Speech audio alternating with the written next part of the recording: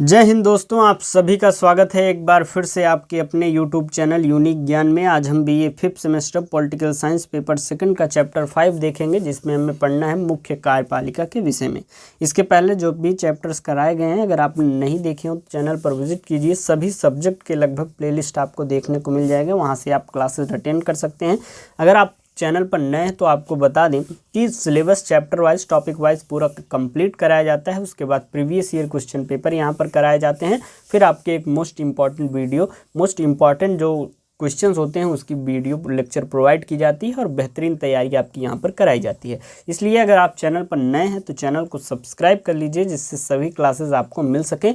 चलिए हम मुख्य कार्यपालिका के विषय में पढ़ते हैं। बाकी ये सभी नोट्स जो कराए जा रहे हैं चैप्टर वाइज या प्रीवियस ईयर क्वेश्चन पेपर का सॉल्यूशन कराया जा रहा है, ये सभी चीज़ों के नोट्स कहाँ पर मिलेंगे ये आपको अभी हम लेक्चर के लास्ट में बता देंगे। चलिए देखते हैं मुख्य कार्यपालिका के विषय में। मुख्य कार्यपालिका किसे कहते हैं? मुख्य कार्यपालिका से तात्पर्य उस व्यक्ति या व्यक्ति समूह से है जो किसी देश की प्रशासकीय व्यवस्था का अध्यक्ष होता है। जैसे कि हमारे देश का प्रशासकीय व्यवस्था का अध्यक्ष कौन है? राष्ट्रपति जी हैं। राज्य की इच्छा की अभिव्यक्ति कार्यपालिका द्वारा होती है। प्रत्येक राज्य का प्रशासकीय संगठन जो है पिरामिडाकार होता है। मुख्य कार्यपालिका इसी प्रशासकीय पिरामिड का जो है शिखर होती है।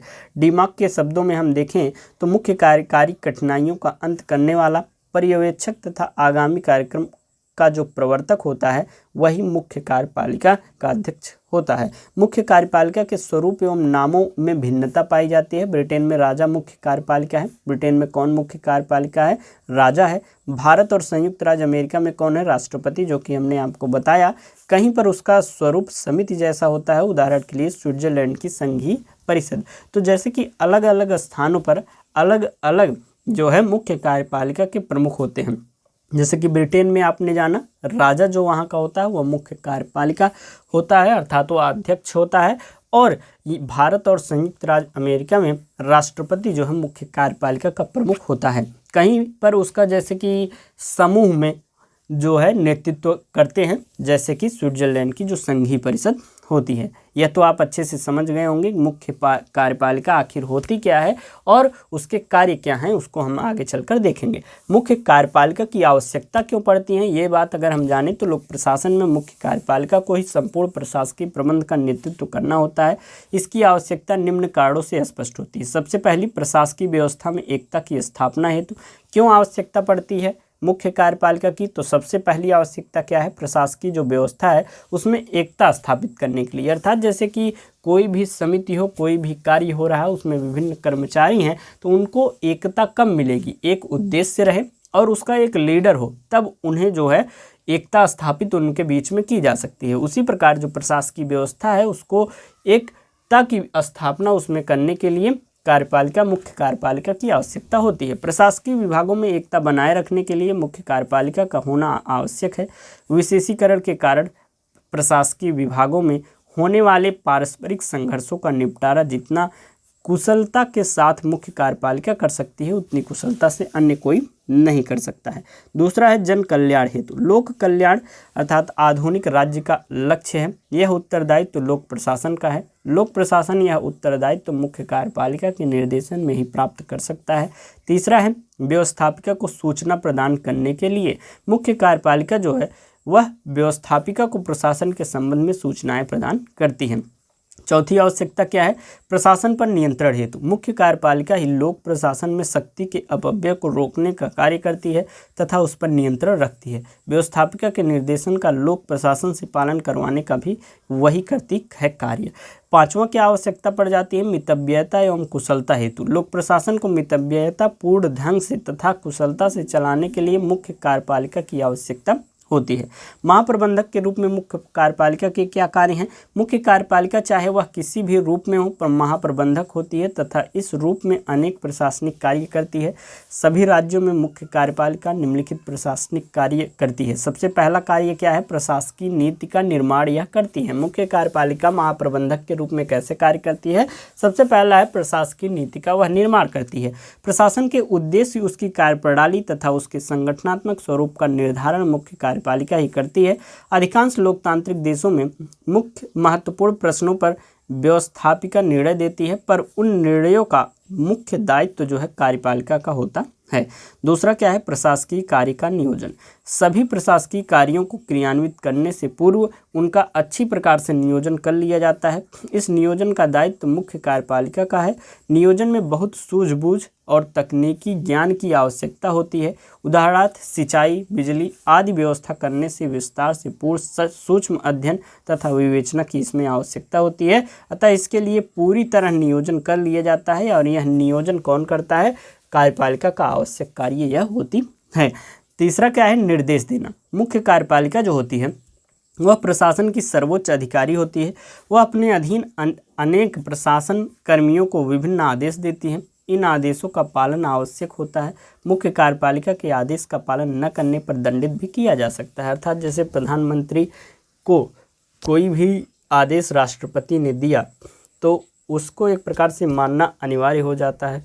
वह विभिन्न जो मुख्य कार्यपालिका अध्यक्ष होते हैं वह व्यवस्थापिका को एक कार्य करने का जो है आदेश दे सकते हैं। लुईस क्विक के शब्दों में अगर हम देखें तो मुख्य कार्यपालिका शब्द से यदि कोई एक बात प्रतिध्वनित होती है तो वह यह है, इस शब्द को धारण करने वाला व्यक्ति कार्यपालिका विभाग में काम करने वाले सभी लोगों से आशा करता है कि उसके उद्देश्य से सहमत होंगे तथा निर्देशों का पालन करेंगे। अर्थात जो मुख्य होगा, जो प्रमुख होगा, उसकी बातों को लोग मानेंगे और उसके उद्देश्य से लोग सहमत होकर उसके साथ कार्य करना चाहेंगे, ये लुईस क्विक महोदय कहते हैं। चौथा है, संगठन का स्वरूप निर्धारित करना। प्रशासनिक उद्देश्यों की प्राप्ति के लिए आवश्यक है कि शासन अनेक विभागों में गठित हो। इन विभागों के स्वरूप, आकार और कार्य पद्धति का निर्धारण जो है मुख्य कार्यपालिका ही करती है। मुख्य कार्यपालिका बहुत सूझबूझ तथा उत्तरदायित्व से संगठन करती है। यदि प्रशासकीय विभागों का संगठन चुस्त व दक्ष होगा तो लोक प्रशासन सही ढंग से अपना कार्य जो है वह कर पाएगा। इसलिए मुख्य कार्यपालिका विभागों के निर्माण तथा पुनर्गठन की प्रक्रिया में जो है निरंतर वह लगी रहती है। आगे हम देखें अगला कार्य क्या है, प्रशासन कर्मियों की भर्ती एवं नियुक्ति।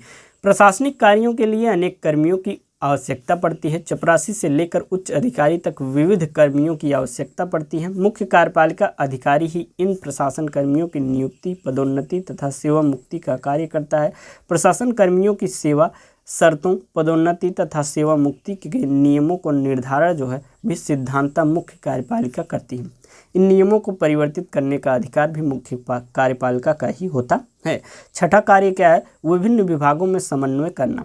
शासन का कार्य सुचारू रूप से चलाने के लिए अनेक विभागों की आवश्यकता पड़ती है, परंतु शासक के वे विभाग एक दूसरे से पृथक नहीं होते हैं। प्रशासन की क्षमता तथा कुशलता के लिए इन विभिन्न विभागों में समन्वय स्थापित करने का दायित्व जो है मुख्य कार्यपालिका का होता है। सातवां कार्य क्या है, लोक संपर्क का आयोजन करना। लोक प्रशासन की सफलता के लिए जन सहयोग की बहुत आवश्यकता होती है।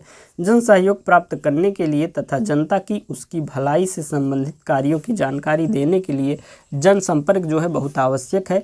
लोक प्रशासन में लोक संपर्क को प्रभावशाली बनाने की व्यवस्था करना मुख्य कार्यपालिका का ही एक महत्वपूर्ण कार्य होता है। आठवां है, प्रशासन पर नियंत्रण और निरीक्षण करना। प्रशासन को कार्यकुशल एवं प्रभावशाली बनाने के लिए मुख्य कार्यपालिका उस पर नियंत्रण रखती है तथा उनका निरीक्षण करती है। वह अपने अधीनस्थ प्रशासनिक अधिकारियों से नियमित रूप से सूचनाएं तथा प्रतिवेदन जो है प्राप्त करती हैं। उनके कार्यों की जांच के लिए मुख्य कार्यपालिका विशेष विभाग की स्थापना भी करती है। विशेष आवश्यकता पड़ने पर जांच आयोग की भी स्थापना इसमें की जाती है। नौवां कार्य क्या है, वित्तीय व्यवस्था करना। लोक प्रशासन पर अत्यधिक व्यय होता है। मुख्य कार्यपालिका का यह प्रमुख कार्य है कि वह लोक प्रशासन के संपूर्ण व्यय के लिए आय की व्यवस्था करे, आय व्यय का वार्षिक बजट तैयार करे और व्यवस्थापिका द्वारा उस बजट को स्वीकृत कराए। प्रशासन पर वित्तीय नियंत्रण रखना भी मुख्य कार्यपालिका का भी कार्य है। इस प्रकार से आपने क्या क्या चीज़ें समझी। सबसे पहले मुख्य कार्यपालिका होती क्या है, उसके बाद मुख्य कार्यपालिका के अध्यक्ष कौन कौन से अलग अलग होते हैं, उसकी आवश्यकता क्यों पड़ती है और उसके राज्य में क्या कार्य होते हैं।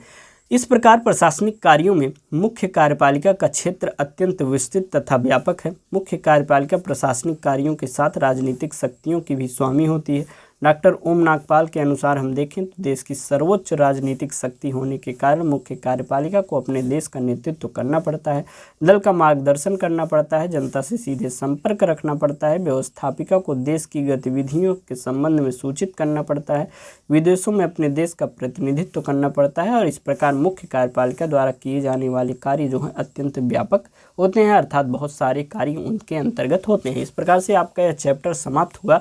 अब हम आपको बता दें कि नोट्स कहाँ पर मिलेंगे, सभी जानकारी आपको कहाँ पर दी जाती हैं। जैसे कि अभी एग्ज़ाम स्टार्ट होने वाले हैं तो यहाँ पर आपको नोटिफिकेशन इस चीज़ की मिल गई होगी इस टेलीग्राम चैनल पर, लिंक डिस्क्रिप्शन बॉक्स में है। जब भी टाइम टेबल आता है, कोई नोटिफिकेशन आपके कॉलेज में आता है, यूनिवर्सिटी में, तो यहाँ पर भेज दिए जाते हैं। ये डिस्कशन ग्रुप है। डिस्कशन ग्रुप में आपको जो भी प्रश्न पूछने हों सिलेबस से रिलेटेड, क्लासेस से रिलेटेड, वहाँ पर पूछ सकते हैं, आपस में आप डिस्कस कर सकते हैं कोई भी टॉपिक।